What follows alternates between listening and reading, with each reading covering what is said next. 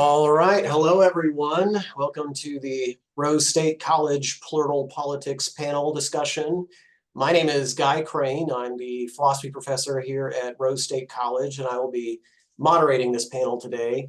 I'm going to start by introducing our panelists who you'll be hearing from today. Joe Campbell is the senior member of the Rose State Political Science faculty. Dr. Campbell earned his PhD in political science from the University of Missouri, St. Louis. He currently teaches state and local government, public policy, and public administration, as well as American federal government. However, during his time at Rose, he has taught almost every course offered in the political science program. Dr. Campbell became a member of the Rose State College faculty in 2010 and earned tenure in 2015. Dr. Jonathan Honig is the newest member of the Rose State College Political Science program. He earned his PhD from the University of Tennessee at Knoxville, and his research focus has been on internationalized military conflicts, mediation, and autocracies. Dr. Honig joined the political science faculty in the fall of 2023 and is wrapping up his first academic year with us.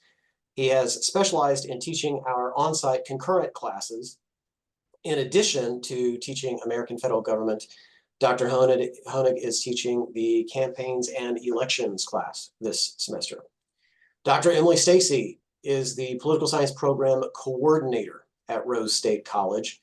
Dr. Stacy earned her PhD from Swansea University in Wales. Her research is focused on the intersection of social media and social movements internationally. She has written several books related to social movements and international relations. Dr. Stacy teaches international relations, comparative politics, and media and politics, in addition to her American federal government classes. She also facilitates the Social Sciences Book Club, the Great Debates panel discussion series, and the Political Science Colloquia series. And then Professor James Davenport is the Associate Dean of Social Sciences and a tenured member of the Rose State College Political Science faculty. Professor Davenport joined Rose State's full-time faculty in 2014 and earned tenure in 2019. He was appointed Associate Dean in 2021. James earned his MA from the University of Central Oklahoma and is currently working on his PhD through Swansea University in Wales. In addition to American federal government, James co-teaches the political theory class and has taught intro to political science, state and local government, campaigns and elections, and comparative politics. James is a member of the Heterodox Academy, an organization of faculty and administrators across the globe that are dedicated to promoting viewpoint diversity and constructive disagreement within higher ed. So why are we here today? What are our panelists going to discuss? We're discussing a test that was designed by a political writer named Nate Kaufman, and he has designed this quiz that he calls the Plural Politics Test. The test is designed on the premise that people's political positions are more nuanced than many other tests would lead us to believe. The hope is that making people aware of the possibility of nuance in political positions will make public discourse more productive, less rigid, and less divisive. The test consists of quiz items, and they fall into 6 categories: economics, race and ethnicity, healthcare, education, national security, and international relations. And the quiz includes items like markets stimulate innovation more effectively than governments do, or racism and discrimination are long-standing problems that we should address, or wealth inequality happens when people lack the drive to succeed.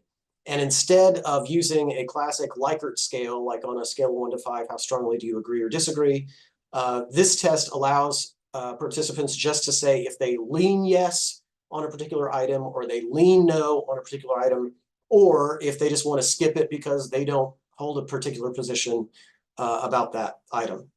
The results rate you according to how your answers fall along 6 different dimensions: right-leaning economics, left-leaning economics, whether you're liberty-loving or authority-respecting, or whether you are progressive, or traditional.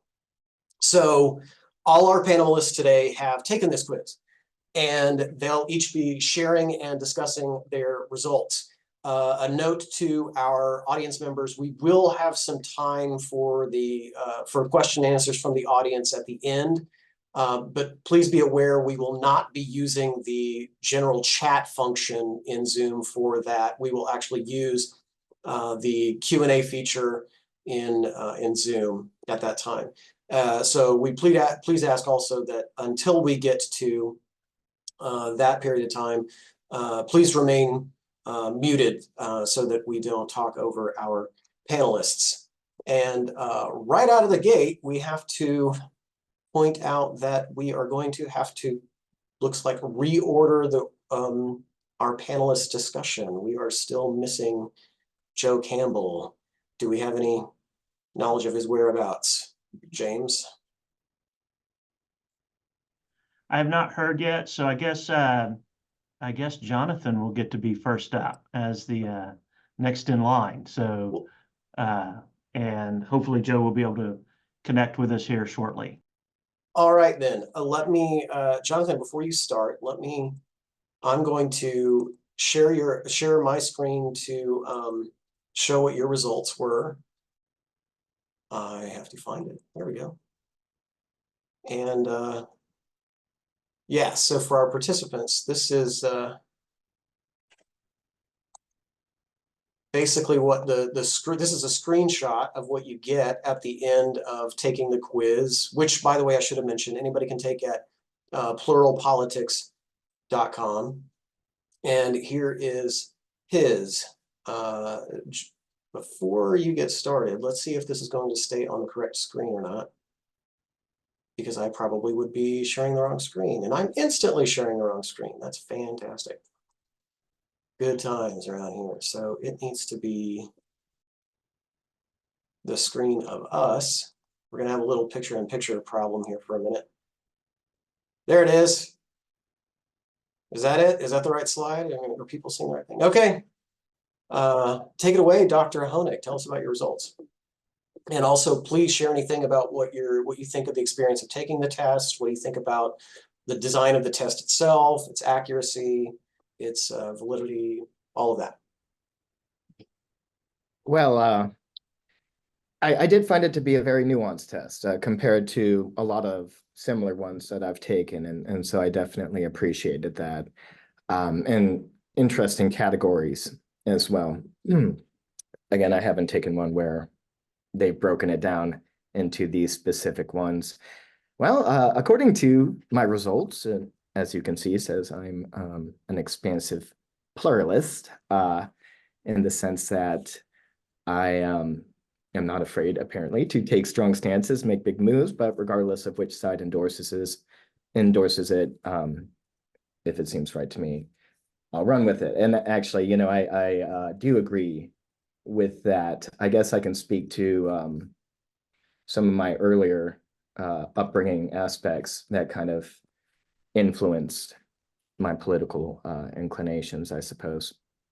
Some of y'all already know this just from having spoken to me, but growing up, I listened to stories that my grandparents told me about surviving the Holocaust and fleeing from behind the Iron Curtain. So they were refugees, and that kind of helped instill this vague sense of unease with me politically, that despite what you may be informed of or ideology that you prefer, political reality can on its own lurch violently from side to side, proverbially, uncaring really to who gets caught in its convulsions. So many of us, I believe, on this panel remember the fall of communism, 9/11, of course, a January 6th catastrophe. And that's only really confirmed some of my suspicions about political reality. So it's hard for me to slap a label on myself or picture walking to the beat of another's drum, because political reality seems like quicksand. So I try to remain febrile and trust my gut, stick to my guns, but be receptive to ideas from others. And I think that my results reflect that, actually, which impressed me about the test, because sometimes they can be very, neat little boxes. not as nuanced as this one is. I hope that answered the question. Yeah, absolutely. Let's go ahead and move on to. It did not switch it switched it on my computer, but not on the Zoom. This is some good times here. It's going to make me stop sharing every single time to display your results. Okay, so one more attempt, and then it will be Dr. Stacy's turn to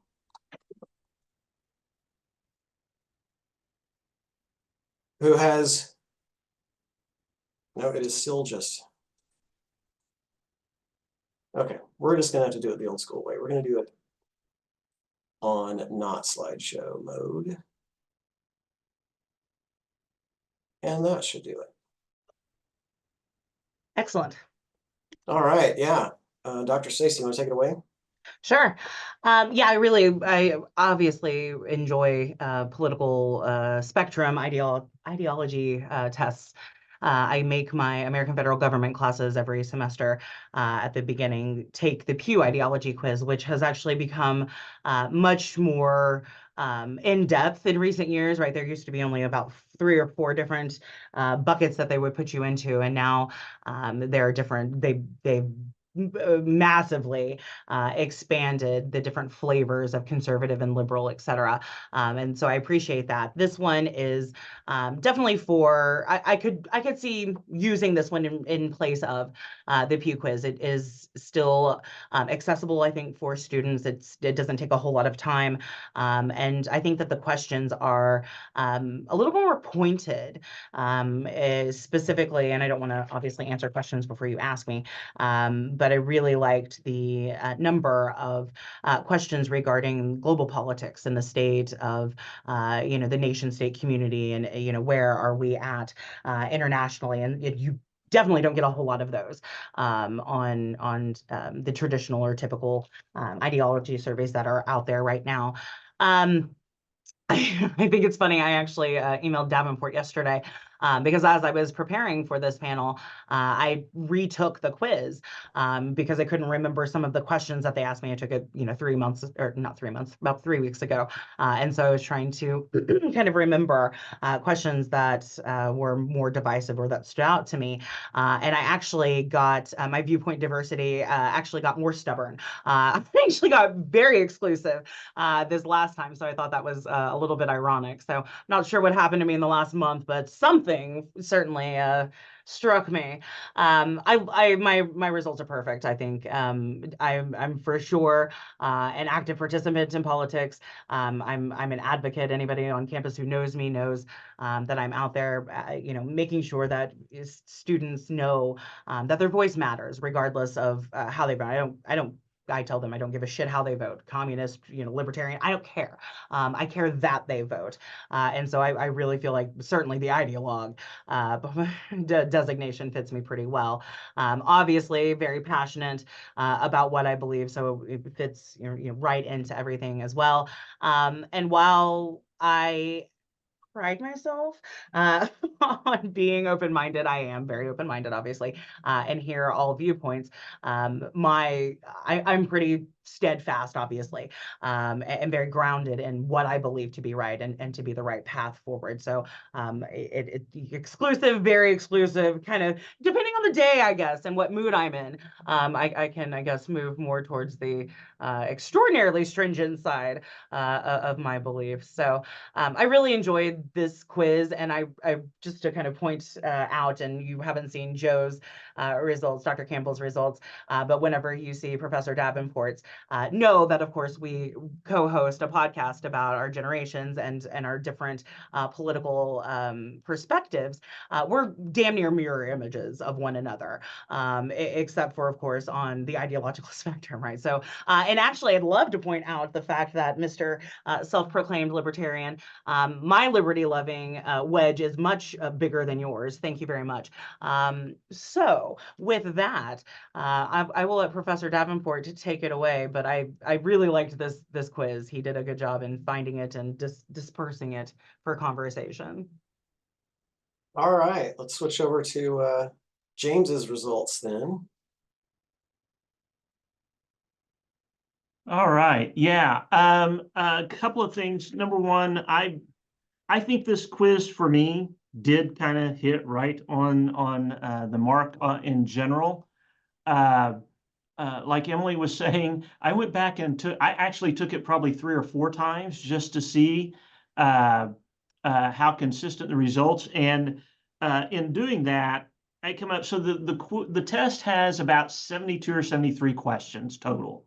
Of those, about 15 of them, I could have went either way, depending on depending on my mood that day, depending on how I was interpreting the question.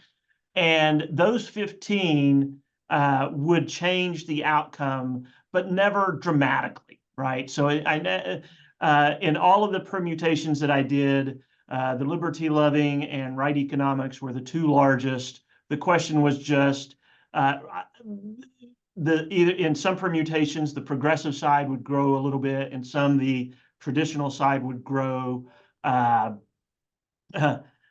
Just so you know, the left economics is, as you can see in my thing, doesn't even exist in my results, and they never did in any of those permutations. So it's pretty consistent there. What I think is interesting about these categories that everybody has kind of walked through is I don't know that everybody would, if they thought of me, I don't know that they would associate these labels with me per se, right? So compared to, so I think it was Emily, and I think Joe did too, got the ideologue category. Mine said advocate, which means, yeah, I have a pretty strong leanings, but I hedge my bets a little bit. I don't go all in necessarily, and I don't know if that's a function of age, if that's a function. There was a time when I absolutely was very, very ideological and very partisan even in my thinking, and that has changed over. So that may be a function of age. I'm not sure. But I like the advocate label. I think for the most part, it's pretty accurate towards me. It says my politics are moderate. I'm not so sure about that. I don't know that anybody would who knows me would consider that label as applying to me per se. But you have to see it's not as we might commonly think of it, but it's within the context of this test, right? So it's a little bit different. I would say, it says you're cautious about extending too far. That's probably true, but of all of, and not just of my political science colleagues, but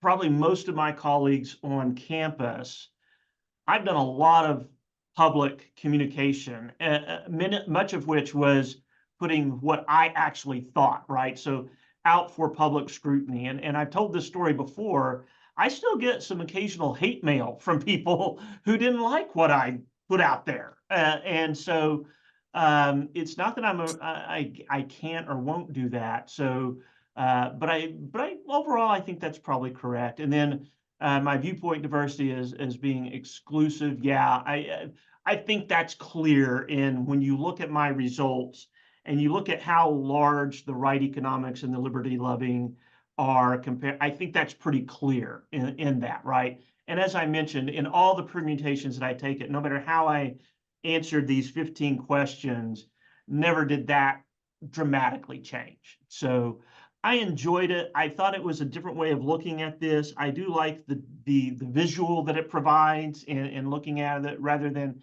kind of the standard graph or the poll where you have right and left. I liked this visualization of it and thought that it provided another way of looking at and thinking about how we think about politics and such. So I enjoyed it. No test like this is ever going to be perfect and ever going to be, but this was, as far as the many ones that I've taken, it was a pretty good one. I liked it. I enjoyed it. All right, thank you, Professor Davenport.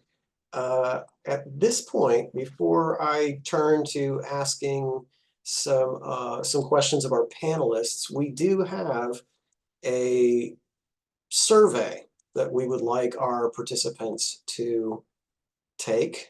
And so I have launched that now. And go ahead if you are in the room and go ahead and respond to our poll questions here so we can see how that goes.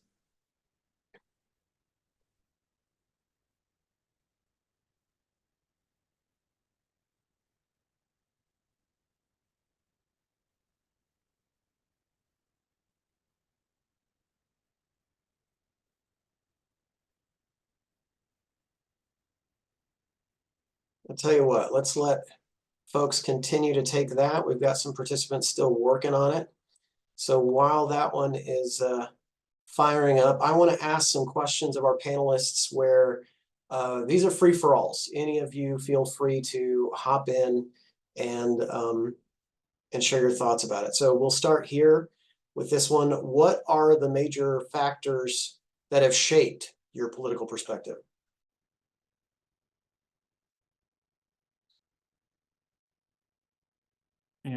I'll jump in there. So I would say when I was growing up, I was a child of the 70s and 80s, and so Ronald Reagan had been elected in the election of 1980. He loomed large over that period, junior high through high school. He kind of was the political figure that everybody was talking about, if you will. So much of what went on during his administration, certainly my family, my upbringing, I tell people this all the time, you know, I grew up in what was a very religious, that you might consider it a religious right kind of upbringing. So my father was a evangelical preacher, and we saw politics through that lens as well as through others, although I was not absent influence of counter views. My grandfather was what we used to call a Union Democrat. He was very much a loyal member of the Democrat Party, and so you can imagine family get-togethers were quite entertaining sometimes when we would get together. Politics was never not discussed. We were never told, you know, oh, we just don't talk about that. So that family upbringing certainly was an impact on my thinking. My academic journey certainly has impacted it as well, not only in political science, but having started teaching economics at UCO as an adjunct professor, that certainly impacted my thinking as well. So I would say probably those 3 or 4 things: the political occurrences that were happening in my formative years, my family upbringing, and my educational journey all have been a part of shaping how I view the world. Yeah. All right. Oh, I'm sorry. No, thanks. Yeah, please go ahead, Dr. Stacy. Yeah. Similarly, I grew up with my grandparents. They raised me, and so they're part of the silent generation. And so that has had a deep impact upon, I'm a geriatric millennial, those of you who listen to the podcast. And so I differ greatly, I think, from a lot of other folks within my generation. And a lot of that has been because of that silent generation, you know, very uncertain, kind of the same uncertain politics, kind of what Dr. Honig was talking about just a little bit earlier, right? Living through the Depression and things like that. So I was taught to participate in via the formal mechanisms of the democracy, voting, you know, participating in town halls, things like that. So whenever September 11th occurred and I was a sophomore at Norman High School, it really sparked something in me to explore the nature of global politics and more specifically what motivates people to act, whether that's an act of terrorism or more specifically social movements, fomenting revolutions, things like that. I was a big nerd. I collected atlases and maps whenever I was like 5, 6, 7, 8. I have a huge collection of atlases. It's creepy actually. So like National Geographic and things like that really were part of my upbringing, kind of being surrounded by global politics, global culture, etc. Really helped to shape who I am and my research and the academic that I became, as well as my being raised by grandparents also definitely has an impact on what kind of television that you are consuming. And we lived on the outskirts of Norman, right outside of between Newcastle and Norman. So we did not, back in the 1990s, have cable television everywhere. And so I did not get MTV. We had the 5 shitty channels, right? And we got like the access, every now and again they'd play, music videos that would be really grainy and stuff. And so, that's how I consumed, right, as a millennial. And so again, I'm very kind of that old soul silent generation. And I think that that's absolutely impacted the way that I consumed politics and the way that I research and things like that. So. Thank you for that. Dr. Honig, you want to weigh in? Sure. Kind of to echo what some of my colleagues have said, and we actually talk about this in American federal government, the agents of political socialization, starting out with our family, our upbringing. And for me, I already I guess I jumped the shark a little bit on some aspects of it, my father's side, and they're being Slovakian Jewish refugees. On my mother's side, it was very flag and country oriented, naval family, U.S. citizens, and Gentile. So Gentiles as in Christians. So between the two sides of the family, in terms of talking about politics, it was limited in a sense. The silence spoke volumes because everybody was a little like, where do you stand? Not necessarily that we don't want to offend, but we're all kind of part of this nucleus and sort of trying to, I guess, be respectful. It's almost too nice of a way of putting it. But again, one of my earliest memories was Yeltsin on that tank, at the fall of the Soviet Union when the communist hardliners were trying to attempt a coup. And from then on, we had the first Iraq War, Desert Storm, and the conflict in Yugoslavia as it shattered, and then 9/11, much like we've all experienced. And so in school, how those events were viewed in through the lens of education, again, the agent of political socialization, I found that to be interesting. Some things I didn't think added up. And so it intrigued me in a way where I went out of my way recreationally to study politics, both international and domestic. When I graduated undergrad, it was actually a business administration degree. This was during the Great Recession. I was employment minded, but ended up getting a master's in media and communication before finally getting my PhD in political science. So it was sort of like a stepping stone path as I kind of focused in more. So between family and school, these two primary agents of political socialization growing up, I'm sorry to harp on and on about it. Those were very influential to me. Thank you. While I've got you, why don't we keep you on the line and have you start the next question, Dr. Honig. How do you think your political perspective compares to the perspective of your students? We know you're still green behind the ears here at Rose State, but my guess is you've gotten some impressions of teaching in this backyard for at least a hot minute. How do you think you compare? Well, that's a great choice of words, this backyard. Because students really, in my experience, having taught at the University of Tennessee, I came here from California State University in Southern California, a couple of the campuses there, and have taught online in Illinois too, in Illinois because it was virtual. So students are not a homogenous group. And as you say, in this backyard, it is different. Again, different agents of socialization at play. So that's my roundabout way of getting to my answer to your question. I think that my perspectives politically can overlap with my students from time to time, but again, students are very different depending on where you are in the country. Not, exclusively, it's not an absolute, but there's no clear uniformity. Given that, I typically find that I can agree with at least one or two things with most of my students, so long as they're informed by fact.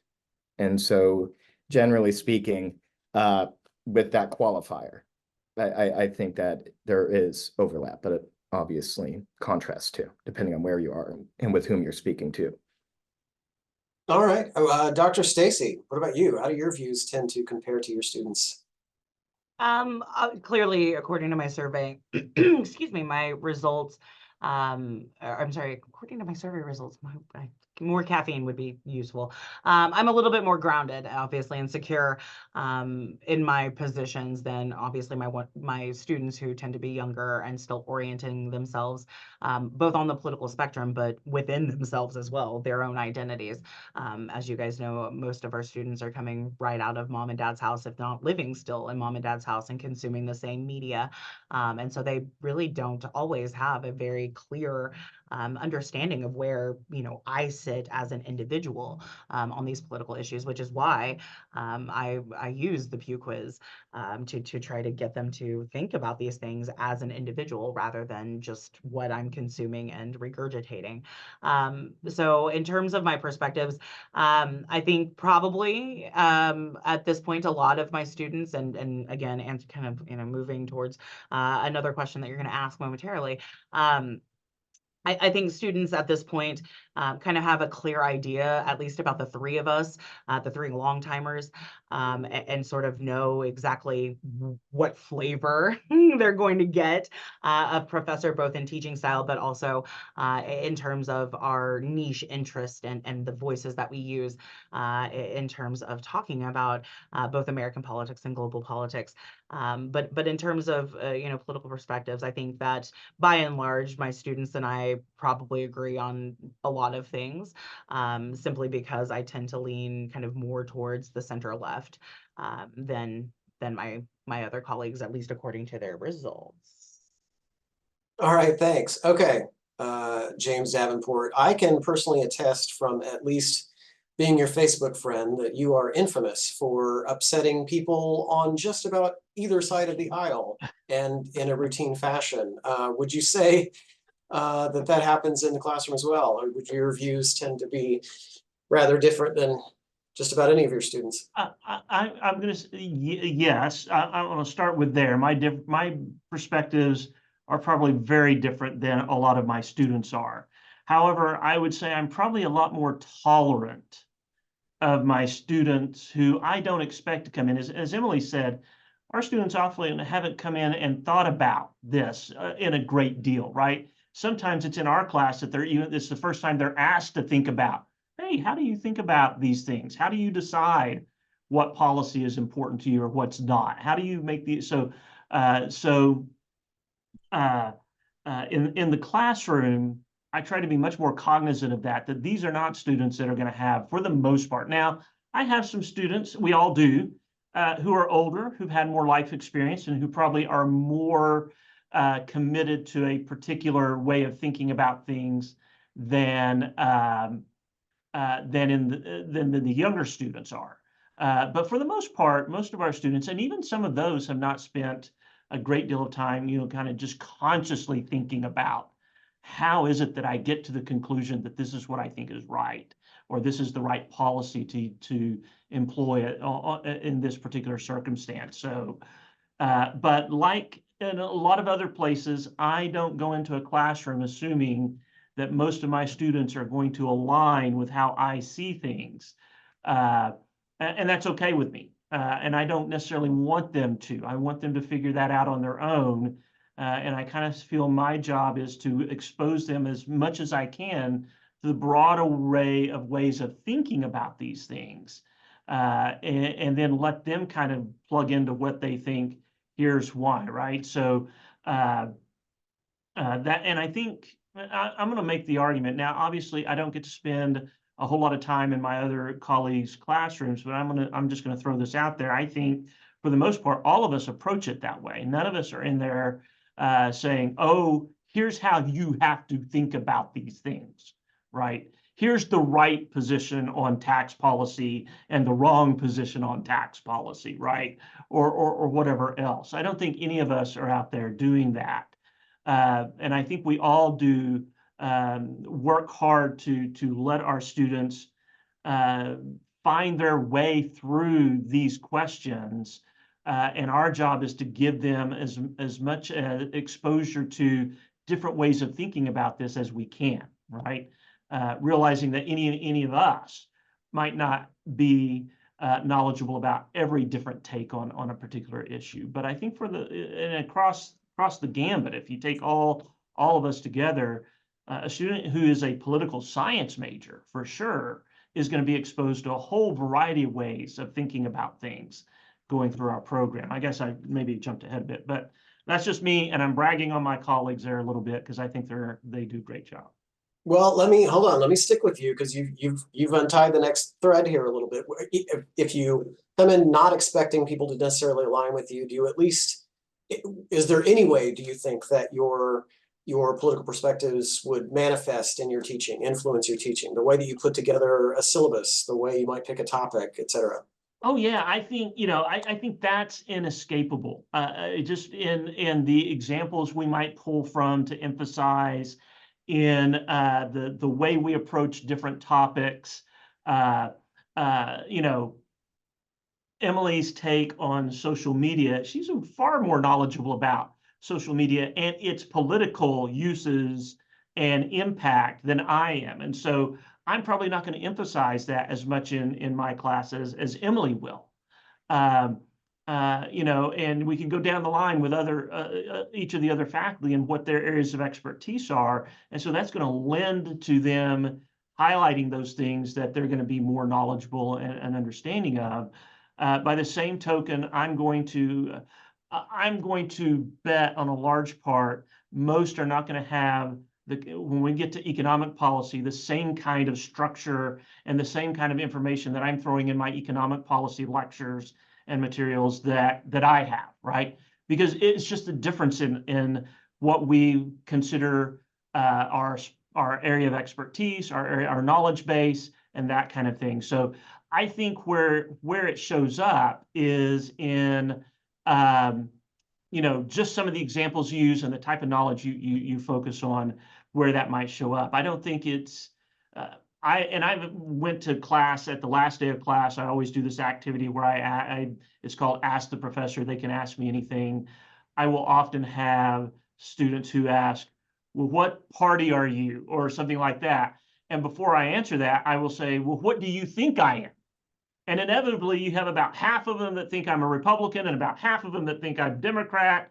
And I'm like, I've done my job. I'm good. All right. So, but I think that's the point, is that I have had very perceptive students who have picked up on this. So it's not like if you're not paying attention, you won't know where my political leanings might be. And that's probably true for all of us. But I don't think any of us are out here trying to make a political apostles of ourselves in our classes and trying to direct them into here's the proper way and here's the only way of thinking about this. So yes, it does influence probably how I present material, the kinds of examples I use. I think that's where you're going to find it most. But I think a student has to really be trying to figure it out and paying very perceptive to pull that out directly, if that makes sense. Right. Yeah, sure. Dr. Stacy, does your political perspective, or are there the ways that it exhibits itself in your teaching and your syllabi and the way you structure class? Yeah, I don't think in the grander scheme of things, as Davenport just noted, that my personal political perspective influences my teaching, at least from a partisan standpoint. I think the kind of liberty-loving aspect or characteristic comes out of my lecturing, particularly in my laboring of things like civil liberties and the Bill of Rights, as James mentioned. I focus a lot on politics and technology, specifically our lack of rights regarding the digital. I'm a huge advocate of political participation. So we labor with political socialization, social movement theory quite a bit as well in my AFG classes. They're getting way more than they bargained for in my class, as well as the burden of a democracy is on us. It's on the citizens. And so that's something that again, that kind of liberty loving, it's on, the onus is on us to protect the democracy and ensure its continuity. And so that is the kind of underlying theme of my classes. And Chelsea is one of our listeners, is actually one of my students, so she could kind of vouch for me if she wants during the questions. But I am, again, am way more interested in the fact that they vote rather than who or what they're voting for. And so I think in that way, kind of that liberty advocacy ideologue part probably does come out in my teaching, but in terms of the partisan stuff, not so much. After a decade of teaching, that we want the devil's advocate part of things. We want those kids to not know, what exact side or who we're going to vote for, et cetera. As James said, that's how we know we're doing our jobs whenever they have no clue. So. All right, thanks. Dr. Honig, what about you? Kind of echoing some of the things that the other panelists have said. I try not to import my ideology into my classroom teaching. In terms of trying to tell them exactly what political philosophy they need to ascribe to, that being less important to me and in the content of my class and participation in the political system. That unfortunately, some of the feedback that I hear from my students during the lessons is very cynical. Lack of belief in political efficacy, that they have a meaningful voice and that they can make substantial change. And really, in terms of my teaching, I try to steer them away from perhaps that belief in their lack of power, that this American project is theirs as well. And participation is critical. I understand that we perhaps don't understand each other's ideology, but I would like to engender the understanding upon my students to do our best to do so and to at least participate and take some agency in their own political voice, be it what it may be. Some of my students are concurrent students, so they're not old enough to cast a ballot.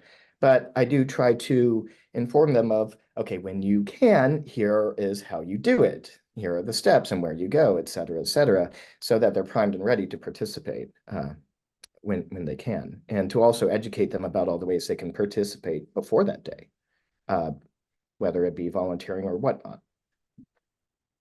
Okay, thanks. Well, there's a question I want to ask that I find particularly interesting, and I will set it up this way. Rose State College, as an institution of higher learning, the faculty that we have here are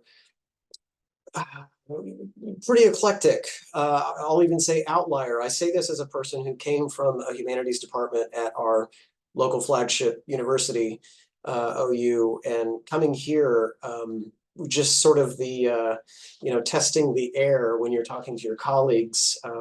We have a diverse bunch. What's your experience of your political perspectives impacting the way that you interact with colleagues on campus?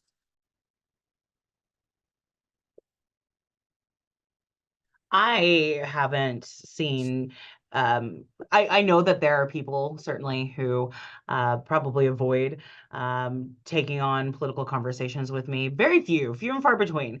But I could probably name two off the top of my head who probably avoid generally my passion and gung-ho and ideologue personality when it comes to those things. But by and large, colleagues tend to seek me out to get my hot takes, whether they agree or whether they disagree. I usually have pretty decent takes on, what's going on in the world. And so, it's one of those things that I don't know. I was voted most likely to be the next Oprah from high school. And so I don't know if it's like one of those inviting things where people just want to come and talk to me, and kind of, spill their purse, about politics or, whatever. But I've not had any sort of adverse or, negative interactions with my colleagues regarding politics, which, knock on wood, I don't think that is likely to occur. But I bet Davenport probably has. Yeah, why don't we pass the torch over to Mr. Libertarian, because Well, we have had this conversation before where you try to explain to people where you are and they don't have a mental box for you. They still want to say like, yeah, but that's really just a kind of Democrat, or that's really just a kind of Republican, right? I think there's a lot of that, but I will say I'm probably one of the few faculty who have sat on a panel and had both Matt Despain and Tara Hall go after them in public over something. Now, I'm saying that this was not mean-spirited or anything, but there was a clear disagreement that we had on a particular issue, and but I'm more than willing to do that because I think people benefit from this clash of ideas. I'm not one who thinks we should shrink from having disagreements. Now, should we shrink from having disagreements that devolve into name calling and which nobody learns anything from? Yes, we don't need that, right? But from genuine places of, I think A, you think B, wow, we don't seem to think alike, let's have a conversation.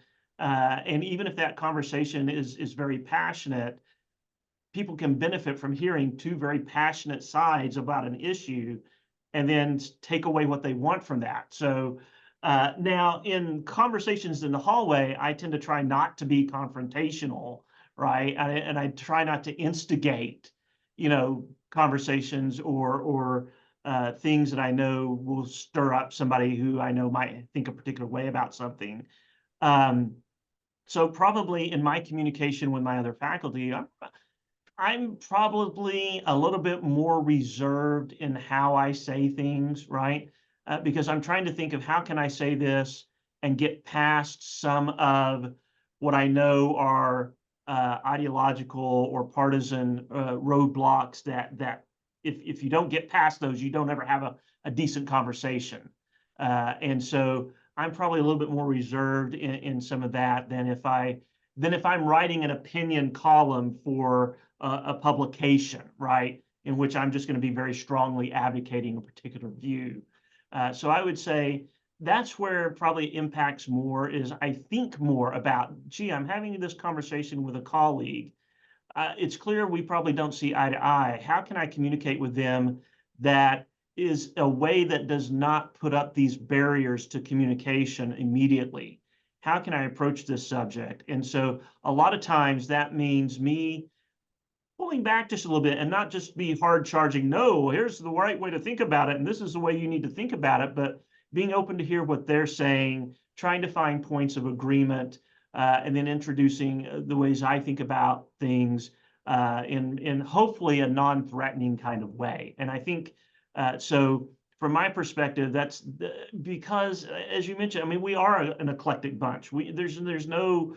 I would love to see, what the outcomes if we got everybody on all the faculty just in the social sciences or the liberal arts and sciences division who took it, we would probably see a whole range of viewpoints. And so just being able to communicate with people who think very differently about things, you have to be intentional if what you're trying to do is to move the conversation into a place of discovery and a place of here's how we can think about these things and not fall into our partisan or ideological camps and start throwing rocks at each other, because that doesn't really help anybody at that point.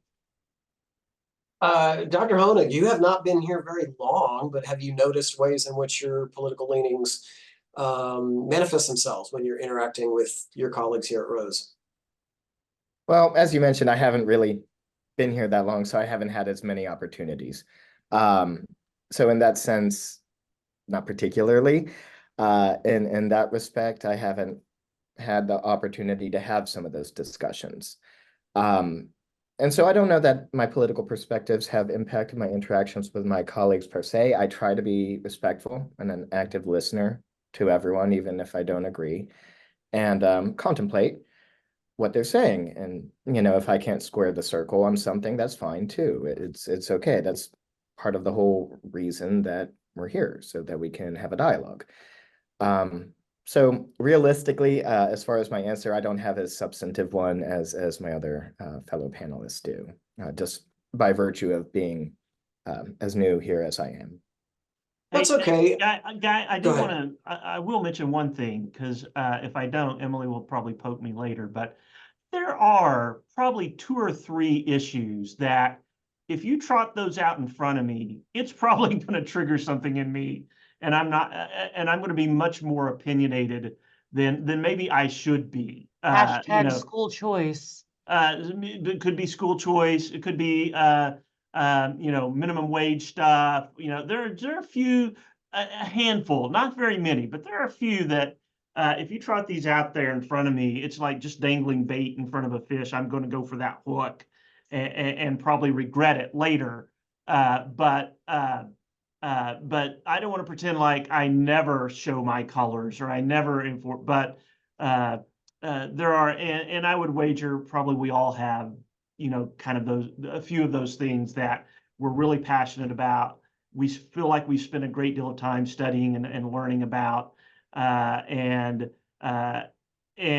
feel like, you know, we have something to say that people should take into consideration. So yeah, there are probably a handful of issues that I could be baited into behaving more partisan or more ideological than I might initially want to. I can attest that for those in the audience that don't know, since James and I, we co-teach the political philosophy class here, the political theory class. And when we started that years ago, I was more or less voluntold that I would be the one teaching Rousseau and John Rawls and Karl Marx, because James was not going to be having it. And for those of you who don't know, these are all heavy redistributionists in their outlook and very non-individualist in their political anthropology.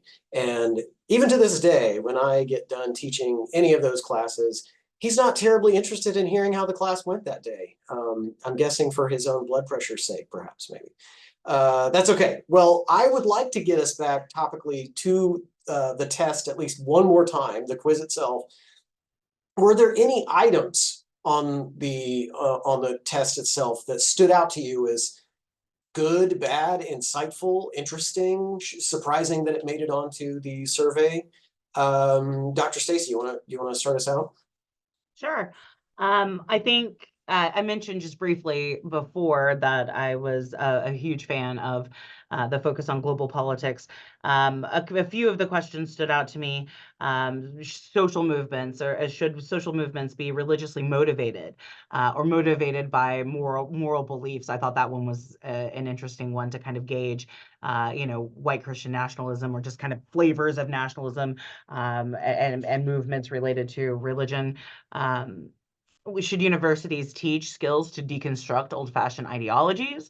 You know, clearly hitting at, you know, DEI, critical race theory. I mean, so this is very pointed, very targeted questions, quite obviously. Again, a number of questions on the global politics, the nation state system that, again, a lot of Americans are not terribly well versed on. They know where America is oriented and our foreign policy and what we should normatively, you know, be doing to react to things like Russia or Israel, et cetera. But really kind of understanding the nuances of the global system and the nation state system and international cooperation. I found it very interesting that there were so many of those questions, at least 5 or 6 of those questions that are never found on other political ideology surveys, namely created in the United States of America. I'm sure this one was created by an American as well, but I'd be interested to know what the background of this human being is, because clearly they're fairly well versed in comparative politics at the very least. So. All right, thanks. Dr. Honig, did any of the survey items stand out to you? I I thought it was very well-rounded and really ranged in a lot of different ways compared to similar quizzes that I've taken. It really asked a lot of different questions. Some of them in particular I thought were contemporarily salient. I did find some of the questions involving revamping the international order, state sovereignty, the role of international organizations in this, such as the United Nations, etc. I found those to be intriguing. You don't normally see those in those kind of tests where it's like, well, are you right or left? Are you Republican or Democrat? This and that. I've never seen those types of very thought-provoking questions. In the categories, though, on the other hand, in this particular quiz, there's traditional, progressive, liberty-loving, left and right economics, as well as authority respecting as categories that we were measured on. I'm not sure how some of those international questions fit into them in terms of specific categories. Where did they score and which? Like, how did those get slotted? I'd love to know more about the methodology in terms of the test and how it was measured, as Dr. Stacy mentioned, the background of the individual behind it. So I'm not sure if some of the wording, like the wording involved, not the substance of the question, but the wording involved is what made them specific to the category. I would love to know what others' opinions are on that, actually. James, do you have any thoughts about that? Yeah, I mentioned I had about 15 questions that I'm not going to run through all through 15 of them. We don't have that time, but let me pull out a couple just because they stood out to me as either it was a case where, you know, it said something and if you stop halfway through it, there's a clear I clearly, and then it has this little tagline that it throws on at the end, and I'm like, maybe not. I don't know. So let me just kind of give you a couple of examples of that, right? Managers have a right to choose who they recruit. Clearly, yes, right? But that's not the end of the sentence. It's even if that involves discrimination. And then I'm like, oh, wait a second, right?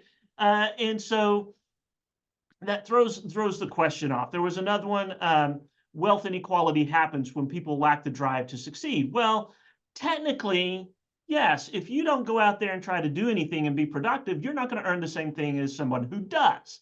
But is that what drives wealth equality in its entirety? I don't think so, right? I don't think it's just a bunch of lazy people. And so how do you answer? Do I answer that technically? It's technically correct? Or do I answer that as, well, what they're really asking me is is this what is driving wealth equality, right? So there was that one. There was one on immigration. Immigration is beneficial. If you just stop there, I know my answer. You don't get any farther, but that's not where it stops. Immigration is beneficial because many immigrants will work for lower pay. Well, no, that's not the primary reason I think immigration is beneficial. So how do I answer that? Do I answer that just assuming immigration is beneficial? Or do I answer that with the emphasis on here's why it says it's beneficial, right? So some of these questions, I just feel like they put you in a position of really having to try to interpret what they were asking, right? Maybe they could have been cleaned up a little bit more. I'll give you one more just because for all of us that are in higher ed, I just thought it was funny. It asks, the more highly educated people in the world, the better, right? And obviously, I'm a professor, of course. I think, you know, if everybody's walking around with PhDs, obviously the world's a better place. But in reality, is that true? Probably not. So in some general sense, you want an educated population, but how do you define education? What is the level? At what level is there, as we like to say in economics, diminishing returns for things? So so how do you answer that question? And that's one, again, of all these questions, that's one I flip-flop back and forth on, right? And it changed my outcomes just a smidgen. So I thought some of these questions I didn't like because the way I felt like they put me in a position of having to interpret what it was they were really asking. And again, that subject, I haven't ever taken a quiz that wasn't the case with some of the questions. So I'm not saying that this one is inferior to a bunch of others that I've taken out there. I just want to point it out that those were some of the ones that stood out to me. Well, all right. Thanks for that. As we're nearing our last section or so, I want to go ahead and share the results for those of you that participated in the polls. You can see how that went, how many folks took the quiz, where they tended to land.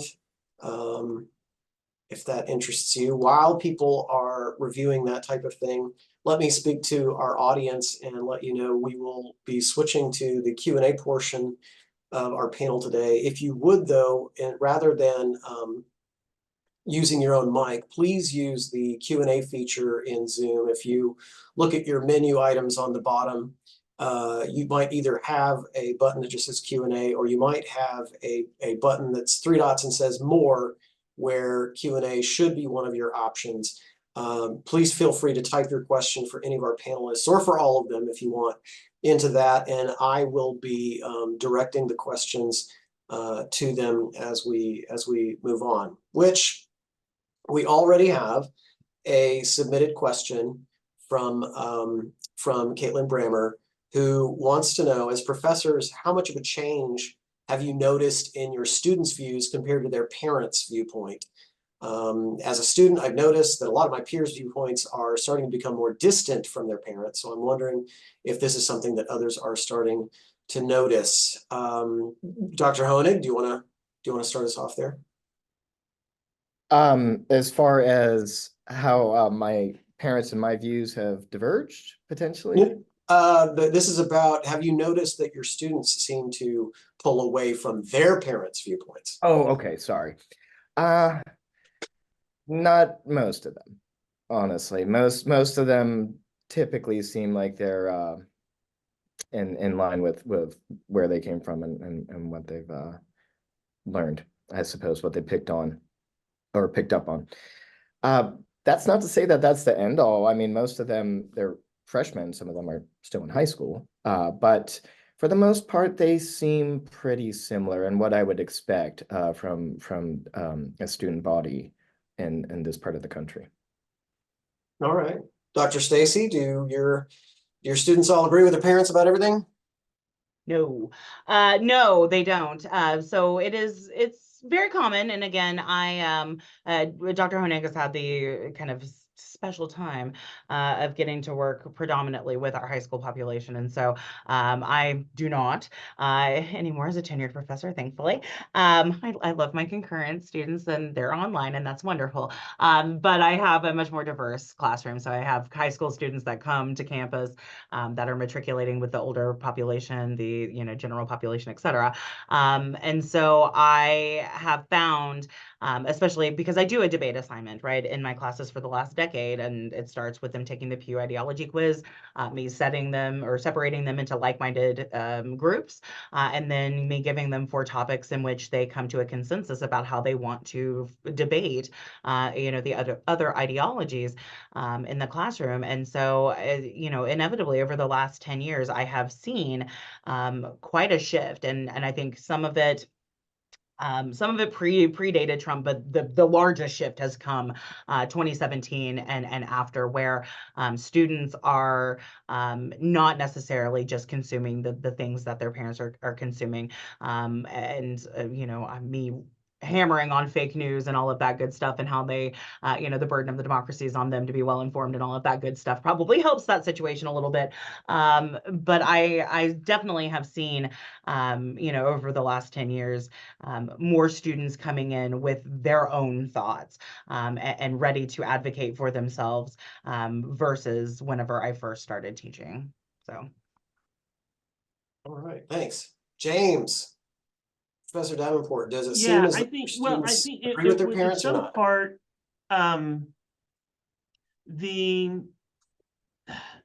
you expect this is where students' opinions are going to start diverging from their parents, is in college, right? As they're exposed to things, new knowledge, new information, clashing with what they've heard, elsewhere, you're going to start seeing some divergence between the students and their parents.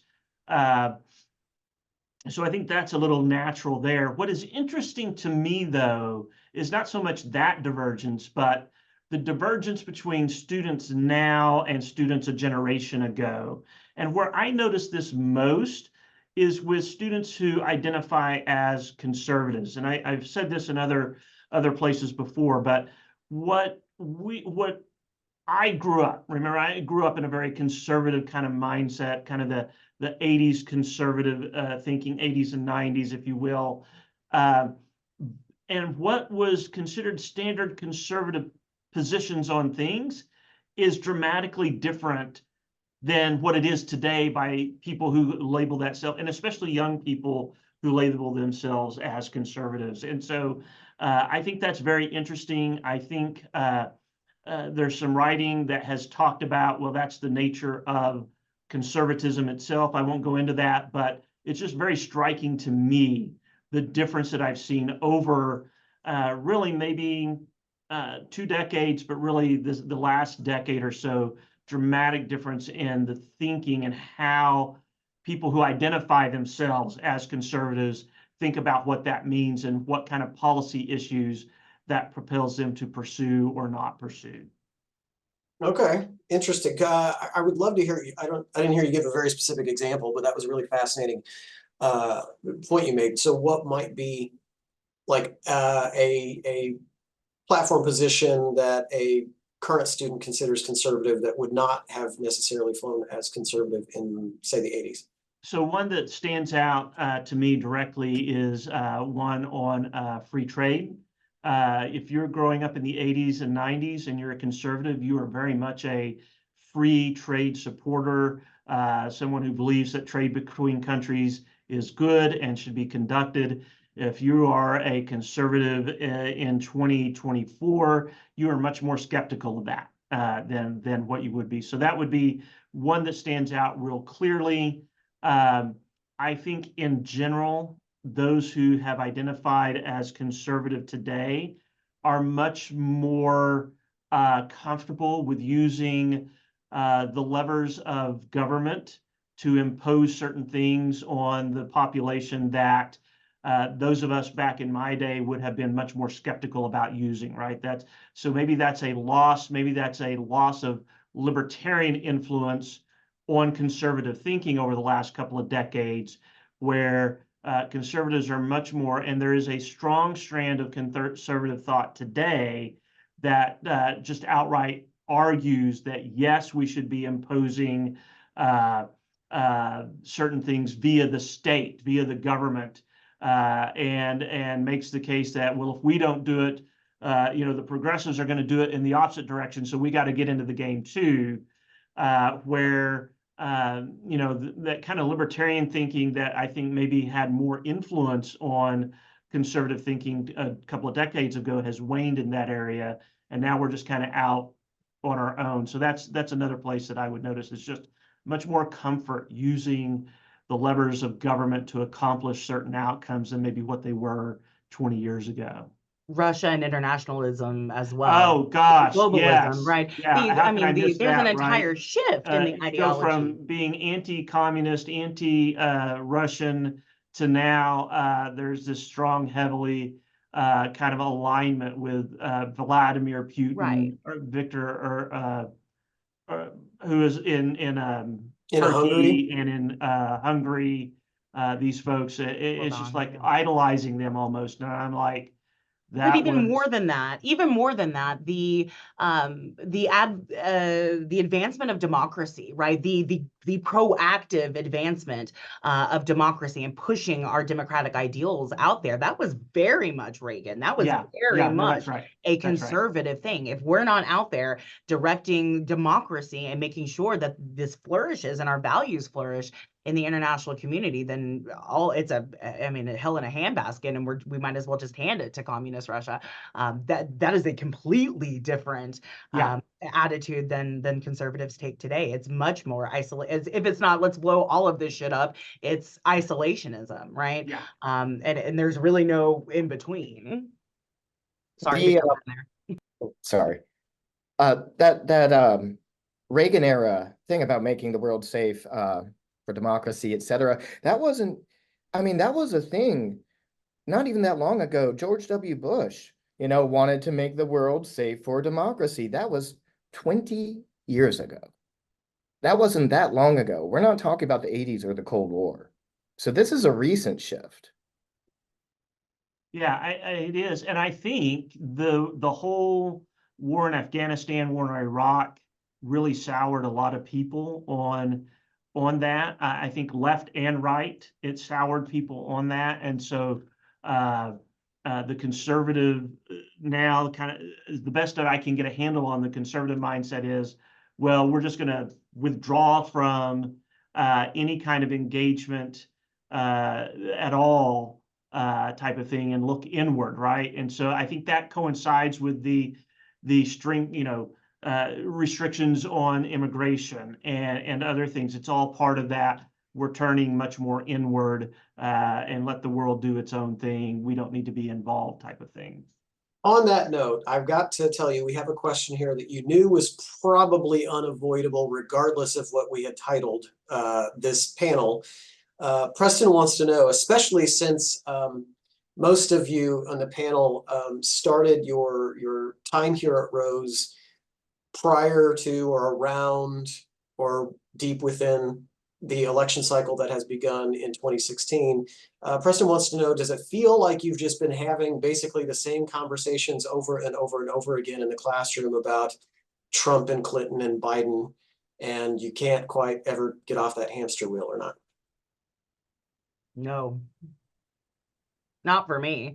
I mean, the every election cycle is different, and whether or not it's the same players, every election cycle is different. Every electorate is different. The issues that we're dealing with, the global community, all of the ingredients are shifting constantly, and so in the sense that I am constantly over the last 10 years preaching about if you and your generation, the younger generation, is not participating, then these 80-year-olds are deciding your policy, right? These kids in my class, I'm twice the age of these two people running for president, and my students are twice my age. So to kind of put that into perspective for them, and for them to understand that the policies that are being generated, not just by their octogenarian, presidential candidates, but by the average age of the senators, the average age of the Senate is 65. The average age of the House of Representatives is 57. So, I mean, these kids, if they're not participating, somebody older than them, more fluent with an established mindset and lifestyle is deciding what life is for them. And so only in that regard am I having the same conversation over and over and over. And it's because I want to every semester birth a new classroom of democratic citizens who, again, I don't care how they vote, but that are engaged and are pissed off that their democracy is not what they want it to be, and are fired up about making it what they want it to be by participating. So yes, in that sense, I'm having the same conversation over and over and over and again. But in terms of the players, no, because they're not the most important thing in the democracy. So if you are having that same conversation over and over and are only focusing on those things, then I think you're probably political sciencing wrong in your government classes. No judgment. Love you. Dr. Honig, whatever. I mean, have you had to fight off conversations about what we might call as our current election circus players? Back in 2016, yeah, but more so now we're having the same conversations about dissatisfaction with Congress, the lack of term limits, things like that. Not so much about individual personalities, but general dissatisfaction with some of the workings about the American democratic system. So in that sense, yes, we're having the same conversations, but in terms of different faces, different personalities, the same octogenarians that we've had. No, it's not always about those individuals. It's more so than that. It's a bigger picture than any one, two handful of people. When you can look at the size and scale of American government, on one hand, it is the same conversation, but on the other hand, when you're just talking about just gossiping about these same people, Biden and Trump, not so much. At least not as much compared to 2016. Professor Davenport, how often are you trying to wrangle conversations about Trump, Biden, and Clinton? I'd just love to have any conversation. I'm kidding. But any conversation with my students at all, but no, I don't think they drive it. Obviously, we're in a presidential election year.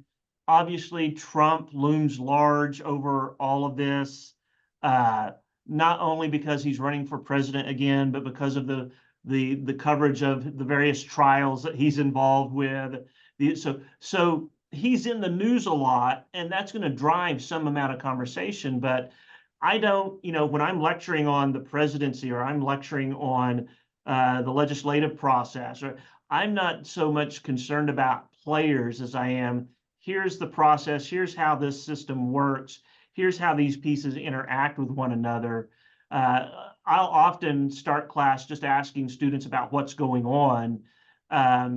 It's never the case that it's just Trump is the only thing that anybody talks about. So, for example, a lot of them were very interested in the attempt to ban TikTok, so to speak, by Congress. A lot of students were interested about that, or other issues. So it's not the case that he dominates or any of these players dominate the conversation. It is the case that we're in a presidential election year, and so when we're talking about elections, they're probably going to come up more than at other times. But no, I think just like for the rest of us, our students' interests are varied, and their interests span a whole wide range of things. And Trump doesn't live rent-free in their heads, which is a good thing. I wish the same could be said for some other people in the country who are not students. But yeah, no, I agree with Emily and Jonathan. I don't get the feeling that that's just the only thing that people want to talk about, or the only way they frame or put a frame of reference about government is through that lens of Donald Trump or Joe Biden or whoever. Well, that's an excellent way to come all the way back around, because I want to ask you all one last question from our audience that brings us back to the test. Because as we started saying, I think this test was motivated to say, like, our conversations need to recognize a lot more nuance than, say, perhaps cable news outlets would have us enjoy amongst each other, or perhaps exactly that, not enjoy amongst each other. So you took the test, you talked about your results. Last thing from the three of you, what, if anything, would you this question comes from Rex Lawhorn. What would you, as political scientist, what would you change about this test if you were going to change something to improve it? I think James is right with the intentionality of the question, of some of the questions. They need to be probably parsed out just a little bit further to make it clear to the person taking it what exactly the question is. And there shouldn't be some sort of contingency as to whether or not, or a contingency that would change my answer, I guess I should say. So yeah, I think that was probably the glaring issue for me in terms of that. James? Yeah, no, I would agree. I was just thinking about that immigration question again. If what they're really trying to do is find out, do people like having immigrants because they think that they will work for less and that somehow benefits, then you could restructure that question and say, I support immigration because, not immigration is beneficial. Just tweaking the wording to make it a little bit more precise, and then I can answer that much more clearly in my mind. This is what they're asking, and I know my answer to that, right? As opposed to trying to have to guess or interpret what they're trying to get at with that question.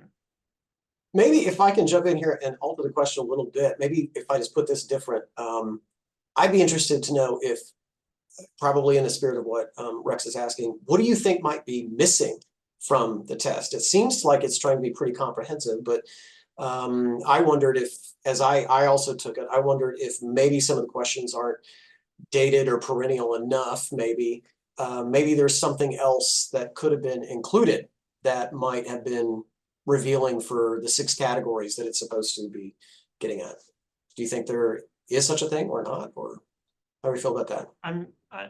I'm trying to remember, and maybe Emily or Jonathan remembers, if they had a question specifically on, if you want it to be updated regularly and touch on issues of significance and of discussion in today's environment. I don't remember if there was a specific question relating to transgender issues. I know there was one in general about LGBTQ, but about transgender, I think that would have been good to include if they're going to update this.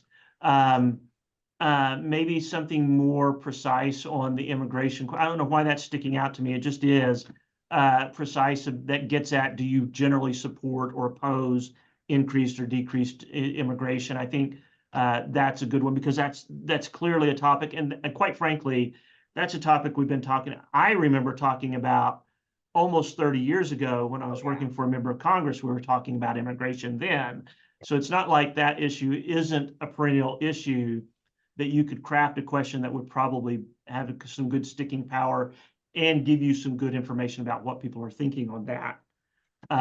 Yeah, there weren't a lot of questions on kind of gender issues, just generally speaking, women's issues, reproductive rights, things like that. So that was glaring to me as a female taking it.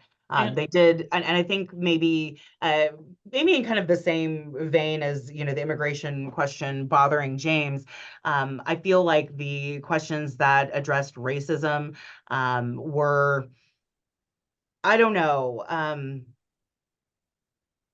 maybe too pointed, maybe too specific to one racial group or minority group versus another. And I feel like they could have parsed that out just a little bit further as well. It really kind of lumped everybody into one box. And so that was concerning to me as well.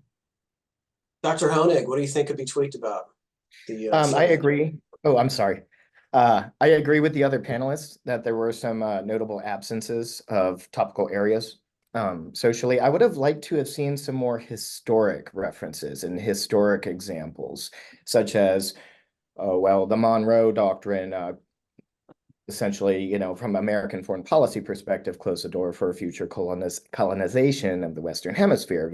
How do you feel that this is still applicable today in terms of neo-colonial efforts on the part of some powers? So I would have liked to have seen some more references to history, put some underpinning on some of the issues where we're at today with where we came from. But overall, I thought it was pretty good. Some notable absences, but yeah, it could have perhaps been a little bit longer to encompass some of those areas. I think it could have standed to have gone north of 100 questions. And it just might, if you had looked at, I looked at the white paper that was based on it just before, and apparently it has been revised at least one time, and it was lengthened. So there was what we took was a 2.0 version, or at least the after having been beta tested version, and I think it increased by about 20 questions from its original version. So maybe it'll continue to develop. It seems rather new, rather fresh. Maybe this will be a more powerful tool as the years go by. Well, folks, panelists, audience members, we are very much up against the time that we had scheduled for this panel. I hope that you all have found this enlightening and a good discussion. And we deeply appreciate the willingness of our panelists to share the things that they gleaned from this, as well as their views, so that you help, especially our students here at Rose State, feel way more familiar with the folks who are in charge of educating us about all things political science. All right, so thank you to our panelists, thank you to our attendees, and I hope you've enjoyed this event. Thank you guys for coming. Thank y'all. Yes, thank you all. Thanks, everyone.